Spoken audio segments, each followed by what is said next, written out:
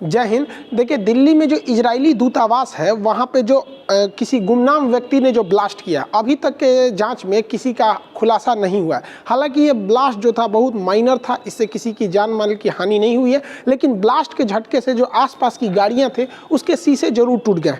लेकिन ये ब्लास्ट बड़ा नहीं था, लेकिन इसका जो प्रभाव पड़ा है पूरे वर्ल्ड की मीडिया इसे कवर कर रही है, खास करके इजराइल से हमारा बहुत अच्छा संबंध है।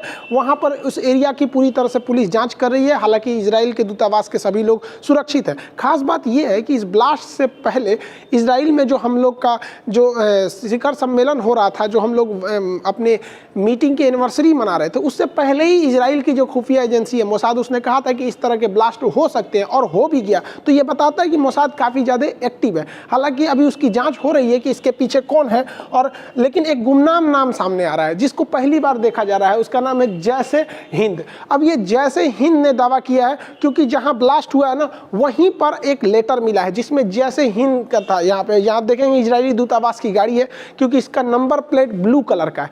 देखिए, नंबर प्लेट ब्लू कलर का हमेशा विदेशी राजनयिकों या दूतावास को दिया जाता है। इंडिया में 4-5 टाइप के नंबर प्लेट होते हैं। जैसे अगर व्हाइट कलर पे काला पट्टी लिखा है मतलब पर्सनल गाड़ी है, जैसे यहाँ आप देख सकते हैं ये गाड़ी जो है यहाँ पर, ये देखिए ये पर्सनल गाड़ी है। लेकिन अगर वहीं देखेंगे ये ब्लू कलर वाली, तो ये तो पर्सनल हो गया, ब्लू वाली तो दूतावास की गाड़ियाँ होती है, जैसे ये दूतावास की है। ग्रीन पट्टी रहेगा तो मतलब वो इलेक्ट्रिक से चलने वाली गाड़ी है, जैसे टेस्ला वगैरह की गाड़ियाँ थी तो ये इलेक्ट्रिक पे चलने वाली गाड़ी हो गई है ग्रीन वाली। पीले नंबर प्लेट वाली जो गाड़ियाँ होती हैं वो कॉमर्शियल होती हैं, यानी भाड़ा ढोती हैं सब। जैसे इसका नंबर प्लेट पीला है। ट्रक वगैरह का देखेंगे, बस वगैरह का देखेंगे तो पीला मिलता है, मतलब वो भाड़ा पे चलने वाली है। अगर काले नंबर प्लेट पे पीला लिखा है मतलब ये रेंट पे लिए, वो गाड़ी ढोने वाली है। और अगर इसको देखेंगे तो ये रेंट पे ले जा सकते हैं। पर्सनली मान के चलिए, अगर आप दिल्ली गए, वहाँ आपकी गाड़ी नहीं है, तो रेंट पे गाड़ी ले सकते हैं, तो उसका नंबर प्लेट इस टाइप में रहेगा। वहीं अगर आप आर्मी की गाड़ियों को देखेंगे तो इस पे ऊपर की और मिलिट्री की गाड़ियों पे एक तीर बना होता है, वो अलग होता है। मिलिट्री की गाड़ी को देखेंगे तो नंबर प्लेट इस तरह से रहेगा, इसमें यूपी बिहार कुछ नहीं देता है, एक तीर बना रहेगा आर्मी की गाड़ी में। हालांकि इसके ऊपर सीओ लिखा रहता है, कमांडिंग ऑफिसर। सीओ जो होता है वो lieutenant, captain, major, lieutenant colonel, colonel तक के रैंक के ऊपर वो लिखा रहता है। उसके ऊपर ब्रिगेडियर जाएंगे तो 1 स्टार बना रहता है। ब्रिगेडियर के ऊपर मेजर जनरल पे 2 स्टार, लेफ्टिनेंट जनरल पे 3 स्टार और जनरल पे 4 स्टार रहता है। तो आप गाड़ी के स्टार को देख के बता सकते हैं अंदर कौन सा अधिकारी बैठा है। हालांकि झंडा देख के भी आप बता सकते हैं, जितना स्टार रहेगा उतने झंडा में कोना रहेगा। अगर 2 स्टार रह दिया तो ये ब्रिगेडियर से हो गया मेजर जनरल, तो यहाँ 2 को कोना निकल जाएगा। 3 स्टार हो गया तो लेफ्टिनेंट जनरल, 4 स्टार हो गया तो जनरल। तो आप गाड़ियों को, आर्मी को भी देख के बता सकते हैं कि इसके अंदर कौन है। अगर आप ये एनसीसी वगैरह किए होंगे तो आपको ये सब पढ़ाया गया होगा। खैर, मेन टॉपिक पर आते हैं। तो जो इजरायली दूतावास जो है, वहाँ पे जो गाड़ी के पास, ब्लास्ट के पास जो लेटर मिला है, उसमें यही लिखा है कि ये ट्रेलर है, मतलब अभी फिल्म बाकी है। इन गधों को ये समझ में नहीं आता है कि तुम किससे टकरा रहे हो, इजराइल से। और ये कौन सा तरीका है, इजराइल ने दुनिया में किसको किसको नहीं टपका दिया। यहाँ आप देखें कासिम सुलेमानी को, चाहे वो फ़कीरज़ादे को है, ये डायरेक्टली नाम आता है कि इजराइल ने किया।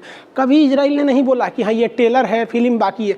लेकिन इनको ये को चिटपुटिया भड़का के गए ना, तो हल्ला कर दिया हमरा फटका है, फिल्म बाकी है, ससुर सुनाई फिल्म बाकी। अरे हम लोग को ईरान से क्या मतलब, हम लोग को ईरान में भैया चाबहार बंदरगाह है, वहाँ हम लोग को पेट्रोल मिल जाता है, इसलिए हम चाहते हैं कि भैया ईरान भी शांति से रहे यहाँ पर। अब ये इसका, हालांकि ये नाम पर इंडिया गवर्नमेंट उतना बिलीव नहीं कर रही है, क्योंकि पहली बार इसके नाम सुना गया है। ये डाइवर्ट करने के लिए भी हो सकता है। देखिए, मोसाद अब इंडिया पहुंच चुकी है, वो जांच को आगे बढ़ा दिया। अगर इस जांच में मान के चलिए इंडिया शामिल साबित हो गया कि ईरान ने, मतलब ईरान समर्थित आतंकवादियों ने ही ऐसा काम किया, तो फिर तो फिर इंडिया को ना इजराइल की ओर थोड़ा सा हल्का स्लाइटली झुकना पड़ेगा और ईरान की थोड़ी सी निंदा करनी पड़ेगी। अब भारत के लिए दुविधा ये है कि हमें ईरान की सख्त ज़रूरत है अभी के वक्त में, प्रेजेंट सिनेरियो में, क्योंकि चाइना जो है CPEC को बढ़ाते जा रहा है, हमें उसको काउंटर करना है। तो हमें ईरान का चाबहार बंदरगाह चाहिए, ठीक है। और ये बंदरगाह हमें रूट देता है अफगानिस्तान तक पहुंचने का, साथ ही सेंट्रल एशिया, यूरोप तक हम इसके रास्ते पहुंच सकते हैं। पहला तो एक हो गया कि भैया ये रूट हमें आराम से दे सकता है। दूसरा, हमारे पास पेट्रोलियम का अभी सबसे ज़्यादा हम लोग यहीं से लेते हैं पेट्रोलियम, यहाँ ईरान से, जिसके 2 रीज़न है। ईरान को जब हम पेट्रोलियम देते हैं तो हमें डॉलर में पेमेंट नहीं करना रहता है, हम उसे रुपया में पेमेंट कर देते हैं। और इसके बावजूद ईरान 60 दिन बाद पैसा लेता है, मतलब 60 दिन का क्रेडिट लेता है, तुरंत नहीं लेता है, 60 दिन बाद भी दे सकते हैं। हालांकि ईरान से पेट्रोल लेने में सबसे ज़्यादा फ़ायदा होता है कि ईरान कहता है कि हम पैसा नहीं लेंगे, हम इंडिया से सामान खरीद लेंगे। तो हमारे लिए ईरान ईरान का बचा रहना बहुत ज़्यादा ज़रूरी है। आप ऐसे समझिए कि इंटरनेशनल रिलेशन में कोई हमारा अपना या दुश्मन पराया नहीं होता, हमारे देश को फ़ायदा हो रहा है, भैया तुम हमारे अपने हो। एक वक्त था जब अमेरिका जो है वो भारत पे बम मारने आया था, परमाणु बम 1971 में 7वां बेड़ा लेके, और वही मोदी जी को ले आके हाउडी मोदी में बर्गर खिला रहा था। तो कब सिनेरियो चेंज होते हैं कोई ठीक नहीं रहता। लेकिन भारत को इजराइल की भी ज़्यादा ज़रूरत है क्योंकि इजराइल ये मिडिल ईस्ट में सबसे ज़्यादा पावरफुल है। इजराइल से हमें लेटेस्ट हथियार मिल जाते हैं। रडार टेक्नोलॉजी हमारी टोटली इजराइल पे अभी फ़िलहाल बेस्ड है, चाहे वो एवॉक्स रडार हो, चाहे वो फाइटर जेट का रडार हो, या छोटे मैगजीन हो, बराक मिसाइल हो, हथियार के मामले में बहुत ज़्यादा। हालांकि अभी तो हम लोग ने कृषि के सेक्टर में भी उससे बहुत सारे समझौते किए हैं, जिसमें ड्रॉप फार्मिंग फेमस है, तो फार्मिंग में कभी समझेंगे। तो हमारे लिए दोनों को बैलेंस लेकर चलना है। लेकिन अगर हम लोग ईरान का विरोध नहीं भी करते हैं ना, तो इजराइल हमसे नाराज़ नहीं होगा, क्योंकि इजराइल की सोच दूरदर्शी है। इन पटाखा फोड़ने वालों की तरह नहीं कि चिटपुटिया फोड़ के जाएगा, लेटर देगा कि हम वो बदला लेने वाले हैं। भाई साहब, ये सब बेवकूफ़ी वाला काम कर, ये लोग बहुत गंभीर व्यक्ति होते हैं इजराइल वाले। लेकिन सबसे इन सब में जो टर्मिनेटिंग पॉइंट आ जाता है वो हो जाता है जो बाइडेन। जो बाइडेन ठीक उसी रास्ते पे चल रहे हैं जिस रास्ते पे बराक ओबामा थे, क्योंकि दोनों की पार्टी सेम थी, इवन कि ये उस समय वाइस प्रेसिडेंट भी थे। तो ये इजराइल को पसंद नहीं करते, इनके हिसाब से ईरान ठीक है, जो इनकी मतलब विचारधारा है। अब ये कहते हैं इजराइल वालों को कि भाई आप अत्याचार करते हो फिलिस्तीन वालों पे। हम आपको चुनाव टाइम से ही बता रहे थे कि जो बाइडेन हमेशा से मुस्लिम वोट को अपनी ओर खींचने की कोशिश की है, और ट्रंप जो है वो यहूदी यानी इजराइल वाले लोग को वोट को खींचने की कोशिश की है। तो इनका इसके खिलाफ है। अब ये जो बाइडेन बहुत जल्दी चाहते हैं कि ईरान से सैंक्शन हट जाए, और जो परमाणु समझौता हुआ था 2014 में उसे दोबारा लागू किया जा सके। हालांकि ये भारत के लिए भी अच्छा है, क्योंकि हमारा रेल लाइन प्रोजेक्ट इसीलिए अटका हुआ है, लेकिन इजराइल के लिए थोड़ा सा दिक्कत बात है। तो हम लोग को दोनों को बैलेंस लेकर चलना है। हालांकि अगर देखेंगे ये जो बाइडेन, तो ये अपने मतलब मिडिल ईस्ट और एशिया में कुछ ज़्यादा दिलचस्पी दिखा रहे हैं।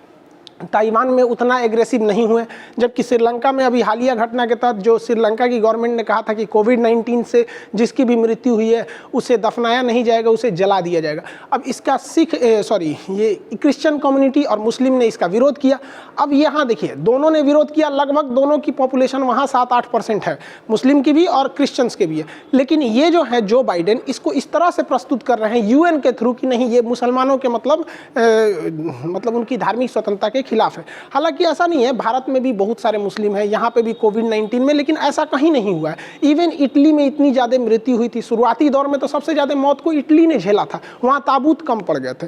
तो ब्राज़ील वगैरह जैसे बहुत सारी घटना हुई थी। तो कहने का सेंस ये है कि ये जो बाइडेन है अभी ये कई सारे ऐसे डिसीजन लेंगे जो पूरी तरह से सिनेरियो को चेंज कर देने वाले हैं। हालांकि इसका इम्पैक्ट भारत पे ही पड़ेगा। ऐसा नहीं है कि ये भारत के मतलब बहुत ज़्यादा फेवर में है, हालांकि ये भारत से एंटी भी नहीं है, लेकिन ये रूस के बहुत ज़्यादा खिलाफ है।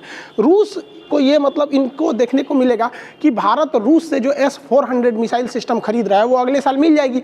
S-400 की जो डील हुई है, और हमें लेना ज़रूरी भी है क्योंकि S-400 चाइना के पास भी है। हालांकि उसके पास S-400 के नाम पर रूस ने उसे केवल S-300 दिया है। यानी हमारा जो S-400 है ये एक्यूरेट मार करेगा 400 किलोमीटर तक, 400 किलोमीटर दूर तक कोई भी जहाज को मार के गिरा देगा ये हवा में। जबकि चाइना को जो मिला है S-400 के नाम पर केवल S-300 मिला है, जबकि पैसा उससे S-400 का लिया है और हम लोगों से भी महंगा लिया है। रीजन क्या है कि चाइना जो है वो MTCR का सदस्य नहीं है। जो देश MTCR के ग्रुप में शामिल नहीं होते हैं उन्हें 300 किलोमीटर से ज़्यादा मारक क्षमता की मिसाइलें ना बेच सकते हैं ना ही वो खरीद सकता है। लेकिन भारत उसका सदस्य है, हम इससे लंबी दूरी की मिसाइलें भी बेच सकते हैं, दूसरे देश से खरीद भी सकते हैं।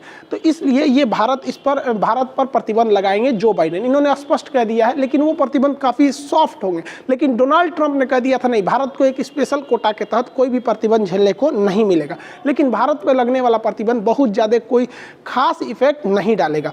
जो बाइडेन जो है ईरान और पाकिस्तान, इवन कि पाकिस्तान को जो मिलिट्री एड जो 2018 में रोकी गई थी ट्रंप द्वारा, उसे दोबारा चालू करने के लिए करें। इस खबर से सबसे ज़्यादा अगर कोई खुश है जो बाइडेन के आने से या जो बाइडेन के डिसीजन से सबसे ज़्यादा अगर कोई खुश है तो वो आंटी जी खुश है। आंटी जी के खुशी का कोई ठिकान नहीं है। आप भी मिलिएगा हमारी आंटी जी से। सुनिए, देखिए, ये है हमारी आंटी जी, इनको कौन समझाए भाई साहब, ENT जी को बहुत खुश है, इनको लग रहा है जैसे अब इनका देश GDP में सबसे आगे जाएगा। ये भाई साहब इतना ना शादी किया है कि इसके अंदर महिला का गुण आ गया। बताइए बुढ़ौती में शादी की हमको तो सबसे बड़ा डर इस बात का है कि इसका जो लड़कवा है कहीं इसकी पत्नियां को लेकर भाग मत जाए। भाई साहब बेटा की उम्र के जब ब्याह हो जाता है तो बाप को नहीं करना चाहिए। रिटायरमेंट भी एक चीज़ होता है। आप घुसिया के कौन चीज़ देख रहे हैं, हमको रिटायर हो जाइए यहाँ पर। हद देख रहे हैं हम लोग का ब्याह नहीं हो रहा है और आप बुढ़ौती में 3-3 को लेकर घर में। हद है भाई साहब, कोई बात नहीं, बाइडेन आ गए हैं, कोई दिक्कत नहीं, एक और शादी कर लीजिए। बाइडेन चाहता है तो ही है, समझ में आएगी नहीं, मत घुसिया के देखिए हमारे ये देखता है। खैर आप लोग समझ में आ गया होगा, बाइडेन के आने से बहुत ज़्यादा इफेक्ट नहीं पड़ने वाला है, क्योंकि आज के वक्त में हमारा भारत ऐसा है कि हमें छोड़कर आप विश्व की कल्पना ही नहीं कर सकते। हर जगह वो एक अहम भूमिका को निभाएगा। लेकिन हाँ, जब भी सरकार चेंज होती है तो कुछ ना कुछ चेंजिंग देखने को मिलती है। आई होप चाचा आप भी समझे होंगे हमारी बातों को। ज़्यादा शादी ब्याह नहीं कीजिए। मिलेंगे नेक्स्ट क्लास में, ठीक है? तब तक के लिए जय हिंद।